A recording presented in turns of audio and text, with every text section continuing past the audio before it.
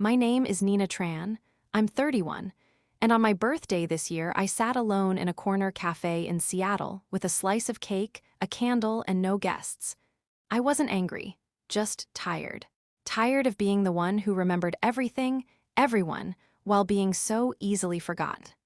I'd spent the past decade being the go-to fixer in my family. The one who answered late-night calls, who sent rent money, just this once, again and again.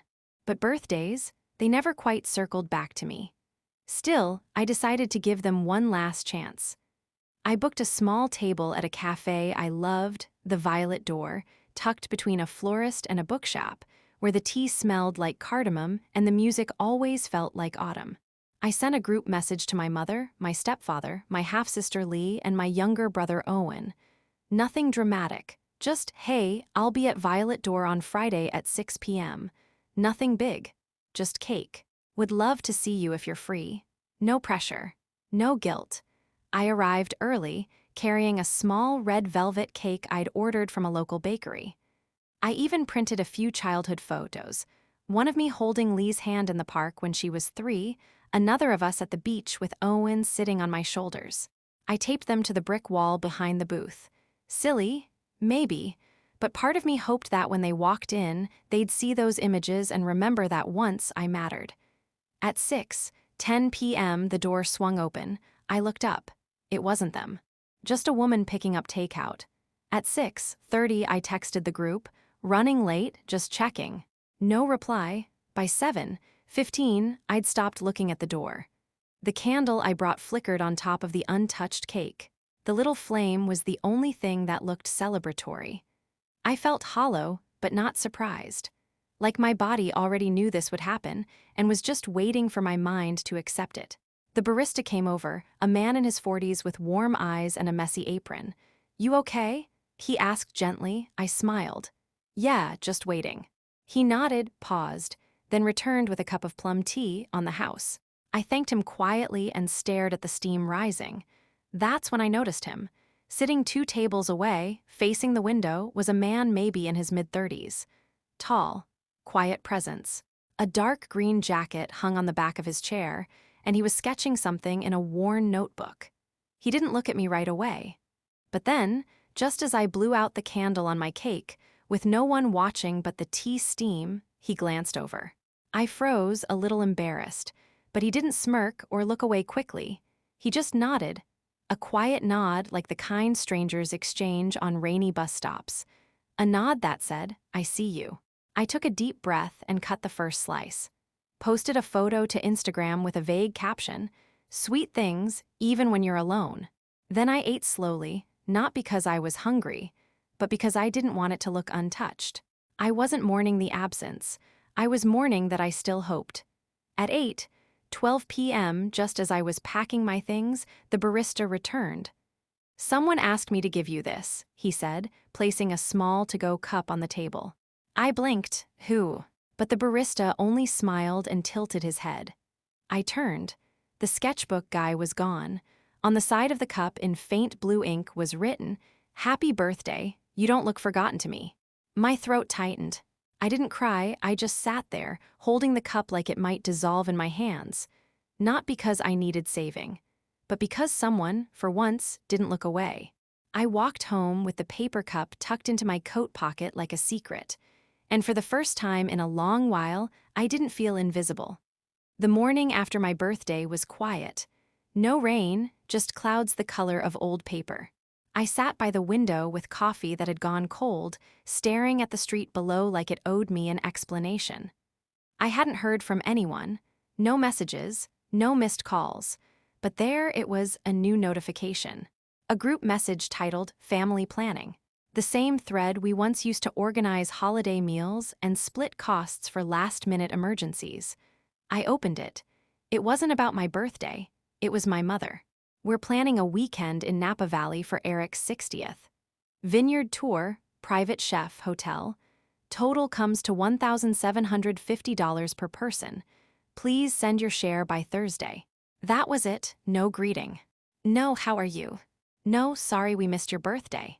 Just a bill addressed with the casual authority of someone who assumed I would pay, as I always had, Within minutes, Lee responded.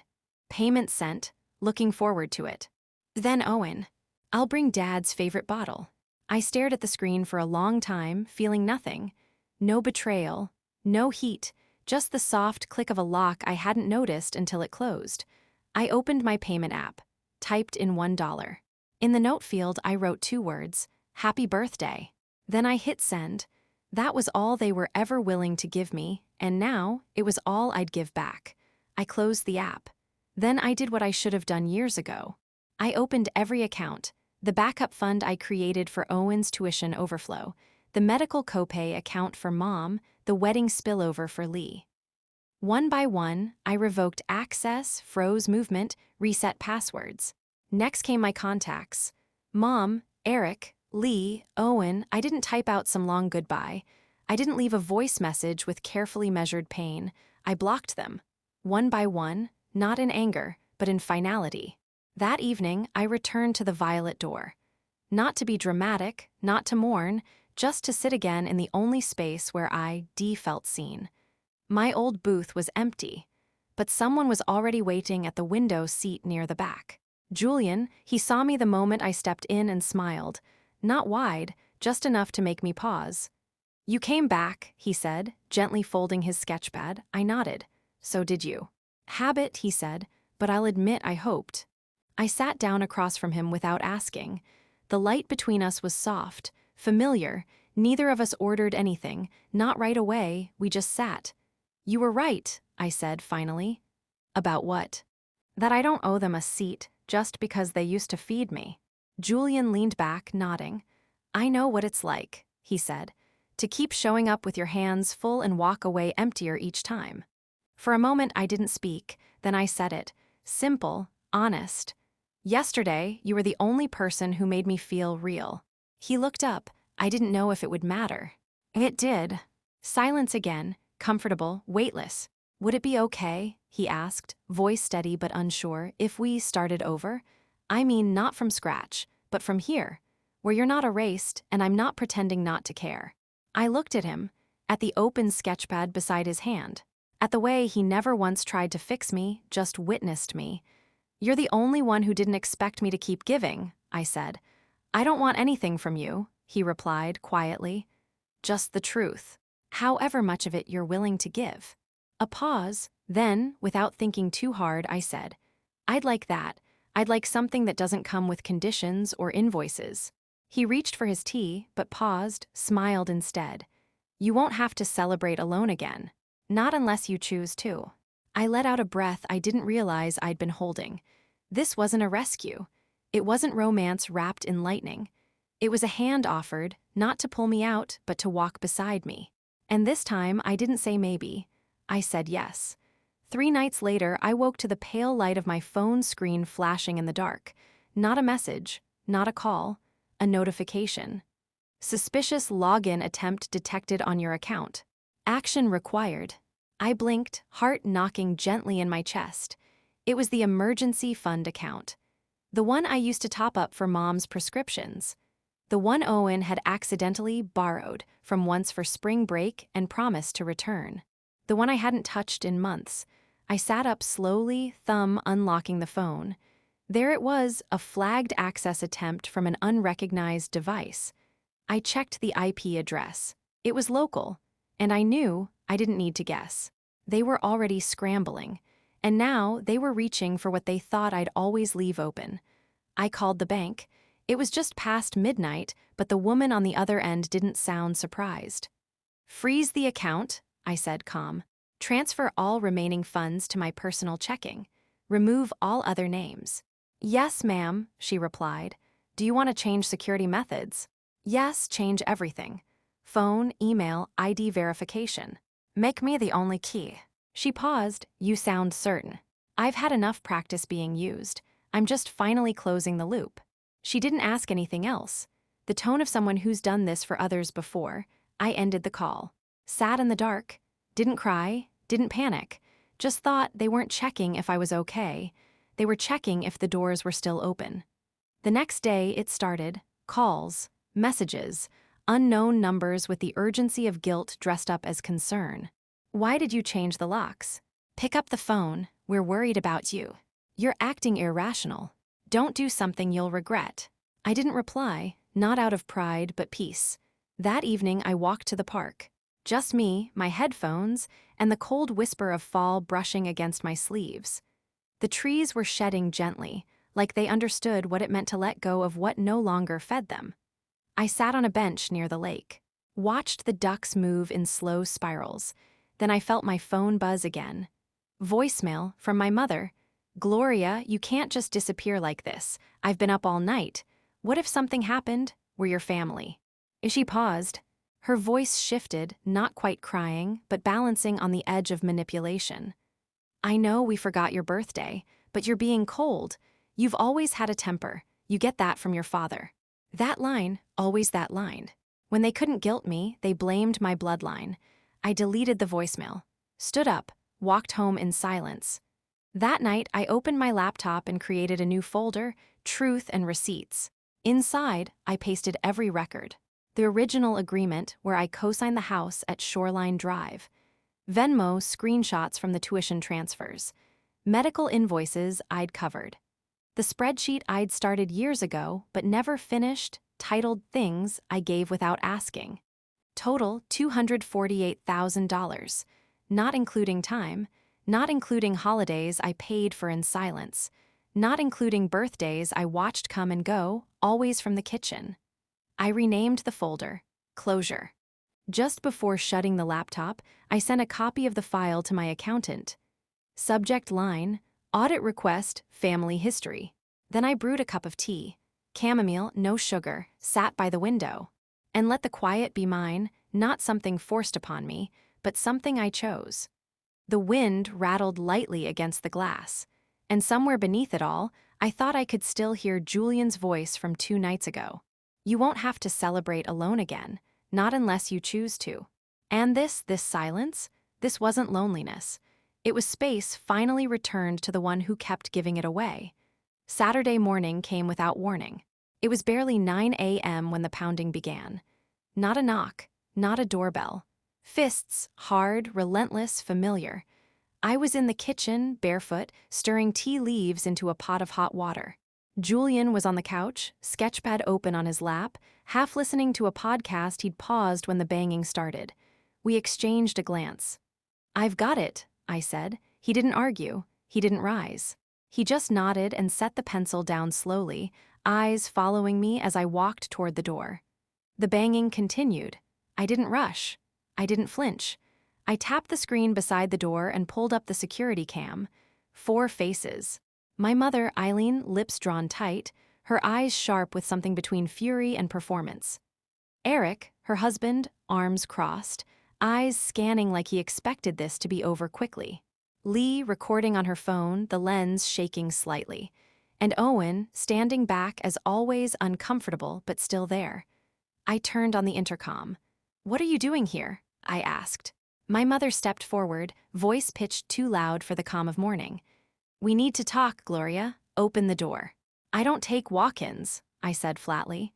Eric's voice broke through next, the tone of someone used to being obeyed. "You're being ridiculous. This isn't how family handles things." I let out a short breath, not quite a laugh. "Really? Because so far, it's exactly how mine has." Inside, Julian stood up. Quietly, he didn't speak. Just moved behind me, a few steps back. Present, Lee raised her voice. "You blocked everyone, froze accounts, sent an audit like you were some lawyer. What is wrong with you?" "You're being dramatic again," my mother snapped. "This is over a birthday." I unlocked the door, opened it halfway, no further. I stood in the frame, one shoulder against the door. My feet planted, my voice steady. "This isn't about a birthday, it never was." Eileen's eyes burned. "Then what is it? You're making a scene, in front of him." She gestured toward Julian behind me, bringing strangers into family business. Julian didn't react, didn't move forward, he simply stood. Calm, still, a witness. "You didn't care who I cried to when I paid off your credit card," I said. "You didn't ask who sat with me when I worked 2 jobs to pay for Owen's dorm fees. Now you care who sees this." Eric took a step forward. "We're worried about you." "No," I said, "you're worried about access." Lee scoffed. "This is so selfish. You used to be the generous one. I was never generous, I said evenly. I was afraid. I thought if I gave enough, maybe one day I'd stop being the disposable one. You've always been dramatic, my mother hissed. You always think the worst of us. And now you're throwing it all away for what? To look powerful. Julian stepped forward then, not to speak, not to argue. He didn't say a word. He placed one hand gently on my shoulder, just enough for me to feel the weight of being supported. Nothing more. My mother's eyes widened. I held her gaze. I'm not trying to look powerful, I said. I'm trying to stop bleeding for people who call it love. Eric clenched his jaw. You're going to regret this. No, I said, you will. Because someday you'll need something again, and I won't even be watching the door. Owen murmured, barely audible. Can we just go? She's not listening. She never did, my mother snapped. She always had to be right. Lee turned the phone toward herself for a final shot. You think you're winning, you just lost your family. I smiled, not cruel, not victorious. Maybe, I said, but I gained a life. And someone who doesn't make me choose between peace and being loved. Julian didn't move, but his hand stayed on my shoulder. I stepped back and shut the door. Inside, the silence returned, but it was different now. It wasn't hollow. It wasn't lonely. It was claimed. Julian poured the tea I'd left on the counter, handed me a cup. Neither of us said anything for a long time. Then he asked softly, "Are you okay?" I looked at him, not past him, not around him, straight into the quiet kindness of someone who didn't see me as too much, or too sharp, or too cold. I am now, I said, and for once I meant it. 3 days passed after they showed up at my door. No one returned. No more fists on the wood. No voicemails pretending to be concern. Just silence. But not the kind that brings peace, the kind that waits, calculating. I knew better than to trust the quiet. They hadn't accepted my boundaries. They were just shifting tactics. And then it came. An email from the bank. Co-borrower consent required for mortgage refinancing on property located at 321 Shoreline Drive. I stared at the screen. Read it again. Shoreline Drive. The house I hadn't lived in. The house I'd helped them buy 6 years ago. The house they said they couldn't afford without me. The crying call from my mother at midnight, Eric mumbling in the background, the promise it would only be temporary. And now they were trying to refinance it, without telling me, without my signature. I didn't feel shocked, just finished. I called my attorney, Elaine Foster. The same woman who helped me unwind the mess from my first apartment lease when my ex disappeared with the rent money. They're trying to refinance, I said. Without my consent, I want it blocked. Elaine's voice was calm, clipped. Do you have the original agreement? I have everything. Emails, the title deed, the down payment from my account, all of it. Good, she said. Then let's begin. Julian sat across from me at the table, laptop open but untouched. He didn't ask if I was sure. He just asked, "Do you want me to read through the packet with you?" I nodded. There was something powerful about that. Not offering protection, but participation. We sat side by side, scrolling through PDFs, marking the dates, highlighting my name on legal lines I should have never signed. Elaine filed the paperwork that same evening. Subject line, Notice of Withdrawal, Co-borrower Capital Interest. 2 days later, the messages returned. This time from Lee. You're seriously going to pull your name? You know what that means, right? You'll force Mom to sell, to move. I didn't reply. Then Owen, softer, Can we talk? She's not sleeping. Then my mother. Gloria, don't do this. We're your family. If you do this, we lose everything. I held the phone in my hand. Let the words roll over me. Then I placed it face down. Julian looked at me. What are you thinking? That she didn't ask about me, I said. Just what she'll lose. Elaine called that afternoon. They'll either have to buy out your share or list the house. They've got 2 weeks. I want the listing, I said. Understood. I hung up. Julian passed me a cup of warm cider, the kind he always made with a cinnamon stick. He didn't try to smile, just asked, "How does it feel?" I looked out the window. The light outside was fading, but I was. Like I just turned off a faucet that's been dripping for years, I said. That night, I opened the closure folder on my laptop. I added a new document. Title, Final ledger, the cost of being their daughter. I listed it all. The down payment, $78,000. The Ford truck repair, $19,000. Lee's wedding florist, $8,500. Owen's tuition, $44,000. Eileen's surgeries, $51,200. Grocery cards, back rent. Forgotten loans. At the bottom, I wrote, I didn't leave them empty-handed. I left them with everything they once needed. And now, I am leaving with myself. When I closed the laptop, Julian looked over. Want to go for a walk? Do I look like someone who needs air? No, he said. You look like someone who just reclaimed their oxygen. We walked 2 blocks to the bookstore he liked, the one with uneven shelves and handwritten staff picks. I didn't buy anything. I just stood in the poetry aisle for a while, not needing to read anything out loud. Because for the first time in my adult life, no one was writing over me. The house on Shoreline Drive went up for sale 2 weeks later. Fast listing. Mid-range photos. Nothing dramatic, just a 3-bedroom wrapped in overgrown hedges and old promises. I saw the listing online before they ever acknowledged it. Elaine sent me a 2-line update. Property listed. Co-borrower withdrawal confirmed. Standby for payout process. That same day, the messages began again, but now they sounded rehearsed. First, a small PayPal transfer, $10,000. No message. Then $5,000 more the following week. I watched them come in like someone dripping coins into a jar, hoping the sound would change the story. Julian was the one who noticed it first. You haven't marked them received, he said. No, I replied. Because I haven't decided if they're payments or guilt. He didn't push.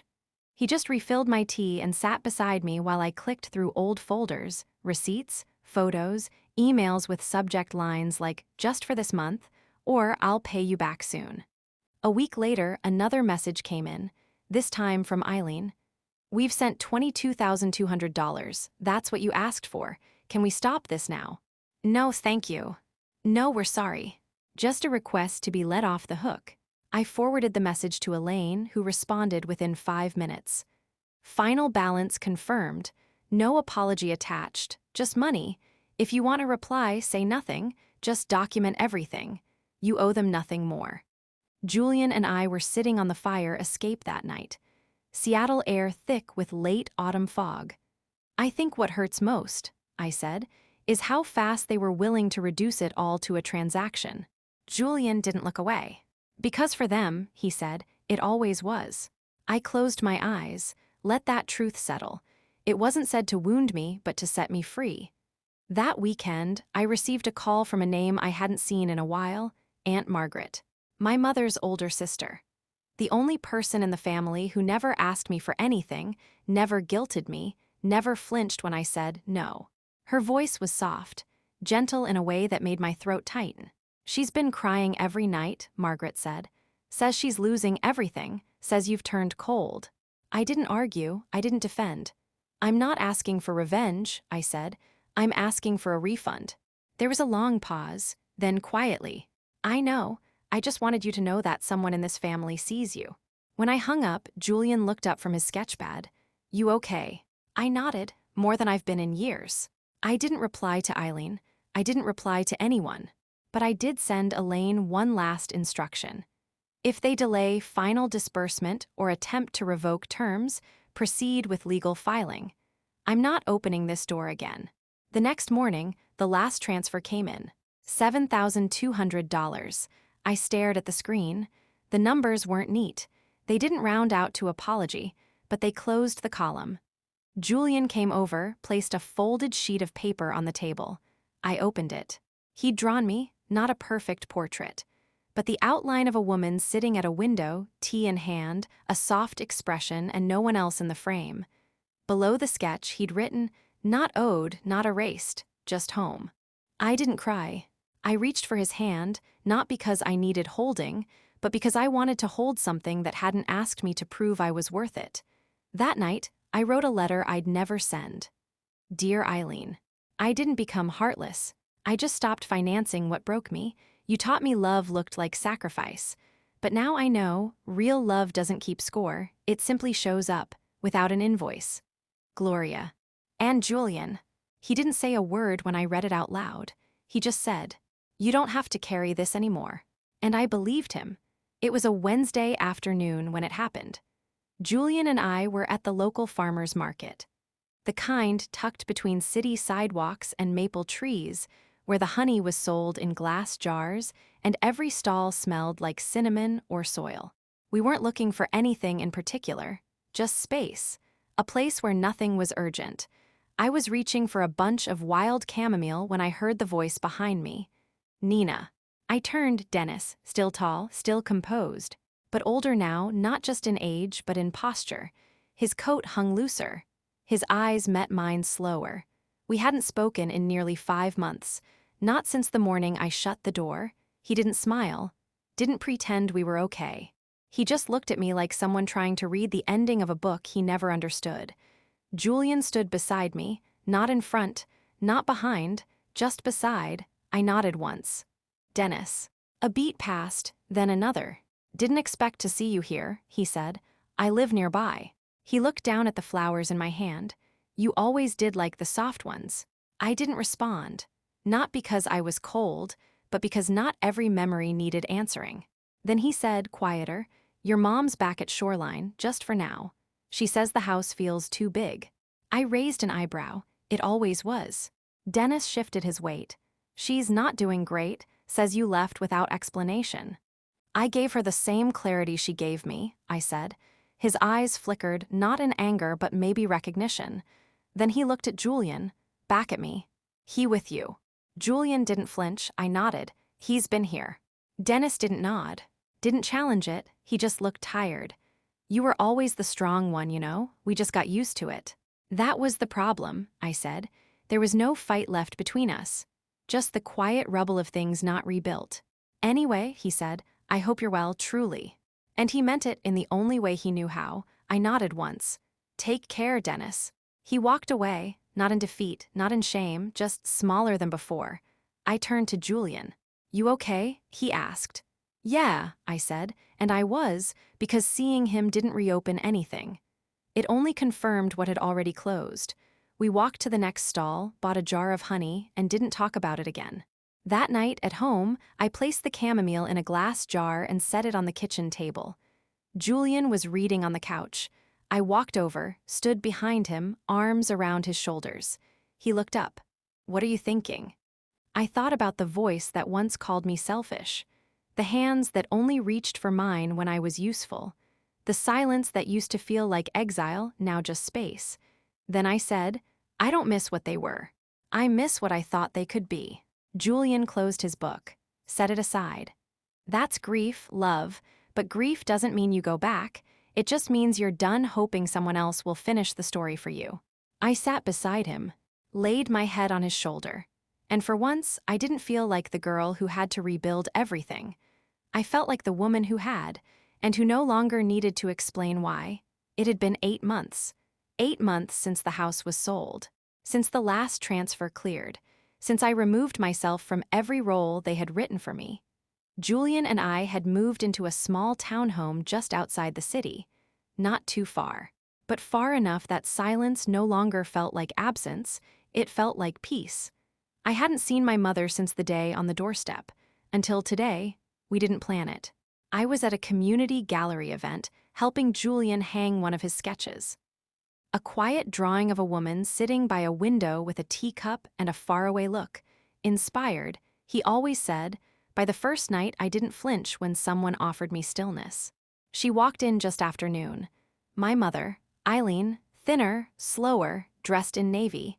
Hair pinned neatly the way she used to for church. She was alone. We saw each other at the same time. No gasps, no hugs. Just 2 people, facing the history they once screamed through doors to avoid. I walked toward her. Julian stayed back, as he always did, not to disappear, but to let me decide how much room I needed. "Hi, Mom," I said. Her lips trembled, not in sorrow, but restraint. "I didn't know you'd be here," she said. "I live nearby," I replied. "We help out here sometimes." She looked around. "It's beautiful, quiet." I nodded, then silence, a familiar one. But this time it wasn't heavy. "Your aunt said you were doing well," she offered. "I am." She swallowed. That's good. Another pause. Mom, I said gently, I'm not angry anymore. Her eyes welled. You should be. No, I said. I should have spoken sooner, set clearer lines, but I was too afraid. She nodded slowly. I thought if I gave more, I'd finally be invited to stay. I didn't know, she whispered. You didn't ask. A tear slipped down her cheek. She didn't wipe it. I miss you. I miss parts of you, I said honestly. Then she reached forward, just a touch not of possession but of recognition. You look different. I am. I looked over my shoulder. Julian was talking to one of the gallery hosts, but I knew he was also watching, not protectively, but reverently. That him? She asked. Yes. He seems quiet. I smiled. He makes space, not noise. She nodded. I never gave you space. I didn't argue. Before she left, she said softly, if you ever want to talk not about money or blame, just about flowers or books or the weather, I'd like that. I nodded. I'd like that too. Someday. She left quietly, and I walked back toward Julian. He held out a water bottle without asking. You okay? I think we both were for a moment, I said, and that was enough. A month later, on a crisp afternoon in late spring, Julian asked me to take a walk with him. No big plans, no dramatic picnic, just us. And the same trail we always took behind the botanical gardens. The trail with the wooden bench that overlooked the lake. The one where I told him I didn't believe in starting over, only in continuing, this time with more clarity. We sat.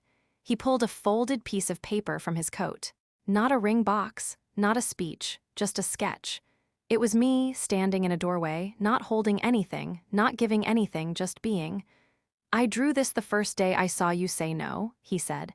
You looked powerful and at peace. And I remember thinking, if I ever loved anyone, it should be someone who knew how to shut a door. I looked up at him. He reached into his pocket, pulled out a small velvet pouch. No box, no diamond, just a simple gold band, smooth, warm from his palm. I don't need a big answer, he said. I just want to know if you'd like to keep walking with me. Same pace, same silence, same tea. I'll carry my own weight, but I'd like to hold your hand. I laughed, not from shock, but from recognition. Julian, I said, you've been proposing since the day you stayed quiet while I closed the door. He smiled. I know, he said, but now I'm making it official. I took the ring, slid it onto my finger myself, and we didn't say another word. We just sat, two people who had both come from noisy places, choosing quiet as a form of love. We got married in the back garden of the gallery 6 months later. Just art, tea, a playlist of jazz and gentle guitar. It arrives like spring. Soft, certain, and patient.